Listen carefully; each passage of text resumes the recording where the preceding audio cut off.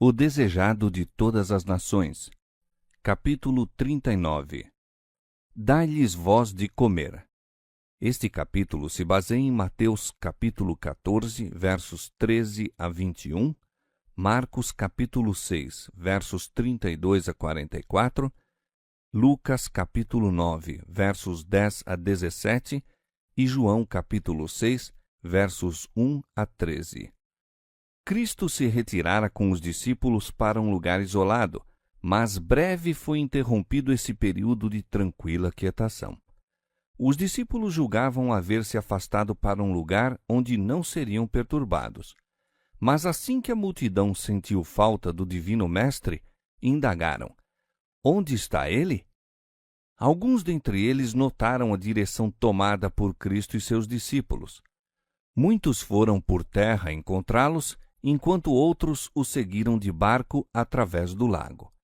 Estava próxima a Páscoa, e de perto e de longe grupos de peregrinos de viagem para Jerusalém juntavam-se para ver Jesus. Outros se lhe reuniram até que se achavam congregadas umas 5.000 pessoas, além de mulheres e crianças. Antes de Cristo chegar à praia, já uma multidão o estava aguardando. Mas ele desembarcou sem ser por ela notado, passando algum tempo à parte com os discípulos.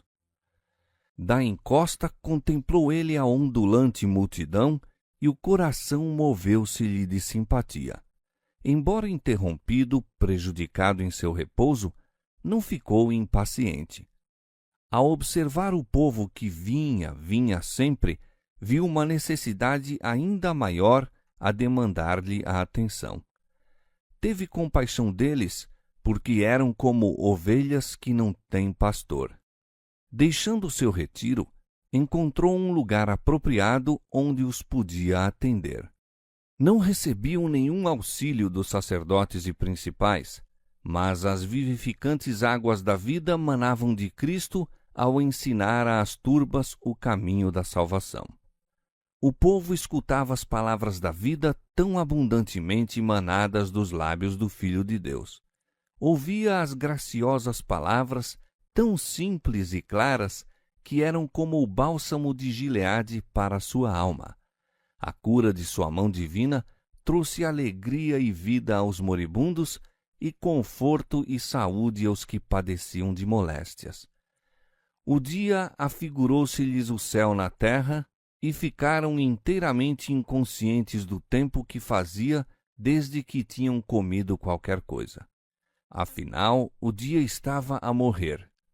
O sol descia no ocidente e, todavia, o povo se deixava ficar. Jesus trabalhara o dia inteiro sem alimento nem repouso. Estava pálido de fadiga e fome, e os discípulos rogaram-lhe que cessasse o labor. Não se podia, porém, eximir a multidão que o comprimia. Os discípulos, por fim, foram ter com ele dizendo que, por amor do próprio povo, devia ele ser despedido. Muitos tinham vindo de longe e nada haviam comido desde a manhã. Nas cidades e aldeias vizinhas poderiam comprar alimento. Mas Jesus disse: dai-lhes voz de comer. E depois, voltando-se para Filipe, perguntou: onde compraremos pão para estes comerem? Isto disse ele, para provar a fé do discípulo. Filipe olhou para o oceano de cabeças e concluiu que seria impossível prover alimento para satisfazer a necessidade de tão numeroso povo. Respondeu que 200 dinheiros de pão não seriam suficientes para se dividirem entre eles, de modo que cada um recebesse um pouco. Jesus indagou quanto alimento se encontraria entre a multidão. Está aqui um rapaz, disse André, que tem 5 pães de cevada e 2 peixinhos. Mas que é isto para tantos? Jesus ordenou que os mesmos lhe fossem trazidos. Pediu então aos discípulos que fizessem o povo assentar-se na relva, em grupos de 50 ou de 100, para manter a ordem, e todos poderem ver o que ele estava para realizar. Feito isto, Jesus tomou os alimentos e, olhando para o céu, abençoou-os e partiu-os e deu-os aos seus discípulos para os porem diante da multidão. E comeram todos e ficaram fartos, e levantaram 12 cestos de pedaços de pão e de peixe. Aquele que ensinou ao povo o meio de conseguir a paz e a felicidade era tão solícito por suas necessidades temporais como pelas espirituais. O povo estava cansado e fraco. Havia mães com criancinhas nos braços e pequenos pendurados às saias. Muitos tinham permanecido de pé por horas. Haviam estado tão intensamente interessados na palavra de Cristo que nenhuma vez pensaram em sentar-se, e era tão grande a multidão que havia perigo de pisarem-se uns aos outros. Jesus lhes deu oportunidade de descansar, mandando-os sentar-se. Havia no lugar muita relva e todos podiam repousar confortavelmente. Cristo nunca operou um milagre senão para satisfazer uma necessidade real, e todo o milagre era de molde a dirigir o povo à árvore da vida, cujas folhas são para a cura das nações. A simples refeição passada em torno pela mão dos discípulos encerra todo um tesouro e lições. Era um modesto artigo o que se proporcionou. Os peixes e os pães de cevada eram o alimento diário dos pescadores dos arredores do mar da Galileia. Cristo poderia haver exibido diante do povo um rico repasto, mas a comida preparada para a mera satisfação do apetite não teria transmitido nenhuma lição para benefício deles. Jesus lhes ensinou nesta lição que as naturais provisões de Deus para o homem foram pervertidas. E nunca se deliciou alguém com os luxuosos banquetes preparados para a satisfação do pervertido gosto, como esse povo fruiu o descanso e a frugal refeição proporcionada por Cristo, tão longe de habitações humanas. Se os homens fossem hoje em dia simples em seus hábitos, vivendo em harmonia com as leis da natureza, como faziam Adão e Eva no princípio, haveria abundante provisão para as necessidades da família humana. Haveria menos necessidades imaginárias e mais oportunidades de trabalhar em harmonia com os desígnios de Deus. Mas o egoísmo e a condescendência com os gostos naturais têm trazido pecado e miséria ao mundo por excesso de um lado e carência de outro. Jesus não procurava atrair a si o povo mediante a satisfação do desejo de luxo. Àquela grande massa, fatigada e faminta depois de longo e emocionante dia, a singela refeição era uma prova não somente de seu poder, mas do terno cuidado que tinha para com eles quanto às necessidades comuns da vida. O Salvador não prometeu a seus seguidores os luxos do mundo. Sua manutenção pode ser simples e mesmo escassa. Sua sorte se pode limitar à pobreza, mas sua palavra está empenhada quanto à satisfação das necessidades deles, e Jesus promete aquilo que é incomparavelmente melhor que os bens terrestres, o permanente conforto de sua presença. Alimentando os 5.000, Jesus ergue o véu do mundo da natureza e manifesta o poder em contínuo exercício para nosso bem. Na produção da colheita da terra, Deus opera diário milagre. Realiza-se mediante agentes naturais a mesma obra que se efetuou na alimentação da massa. O homem prepara o solo e lança a semente, mas é a vida de Deus que faz com que ela germine. É a chuva, o ar, o sol de Deus que a levam a frutificar, primeiro a erva, depois a espiga, por último o grão cheio na espiga. Marcos capítulo 4, verso 28. É Deus quem alimenta cada dia milhões nos campos de colheita da terra. Os homens são chamados a cooperar com ele no cuidado do cereal e no preparo do pão, e por causa disso perdem de vista a ação divina. não lhe dão a glória devida a seu santo nome. A operação de seu poder é atribuída a causas naturais ou a instrumentalidades humanas. O homem é glorificado em lugar de Deus e seus graciosos dons pervertidos para empregos egoístas, transformados em maldição em lugar de bênção. Deus está procurando mudar tudo isso. Deseja que nossas adormecidas percepções despertem para discernir sua compassiva bondade e glorificá-lo pela operação de seu poder.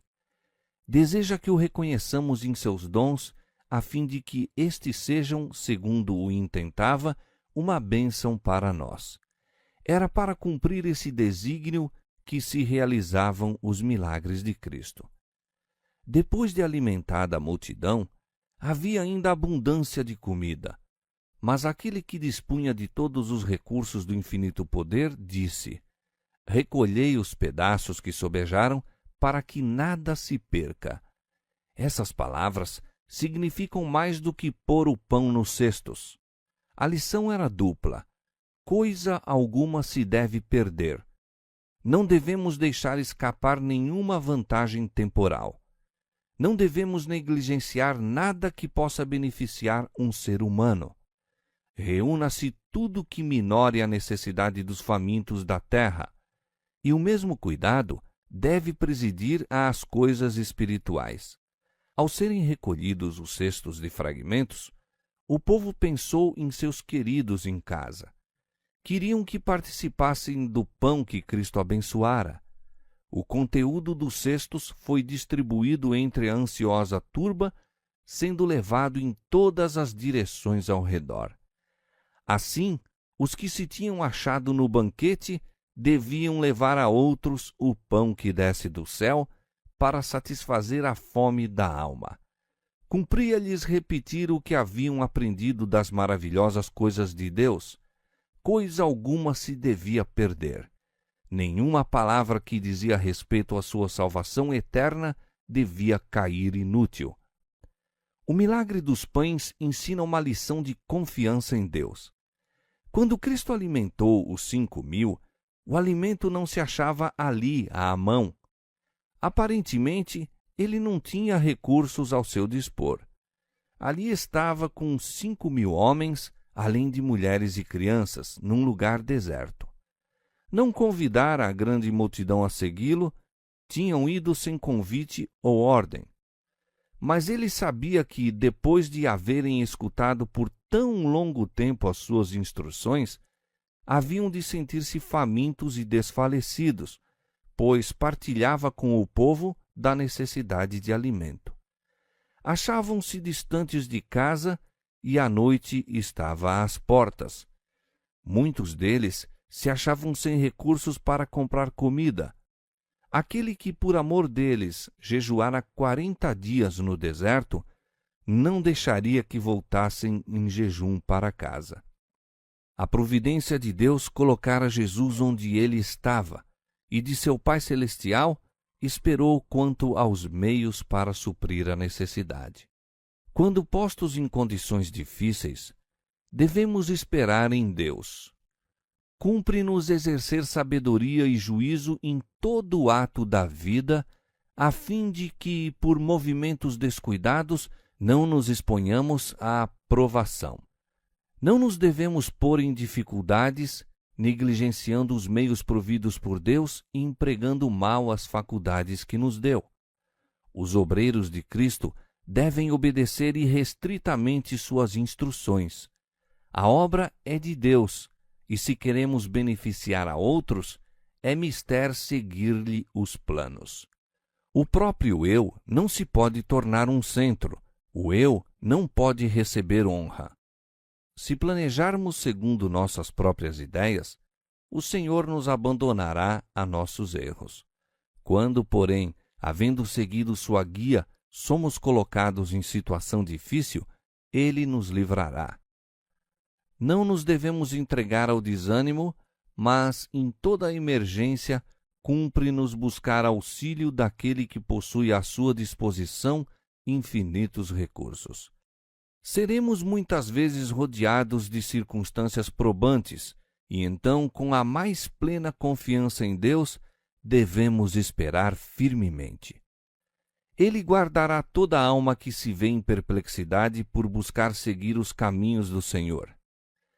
Cristo, por intermédio do profeta, mandou que repartas o teu pão com o faminto e fartes a alma aflita. Vendo-o nu, o cubras e recolhas em casa os pobres desterrados. Isaías 58, versos 7 a 10. Ordenou-nos: ide por todo o mundo, pregai o evangelho a toda criatura.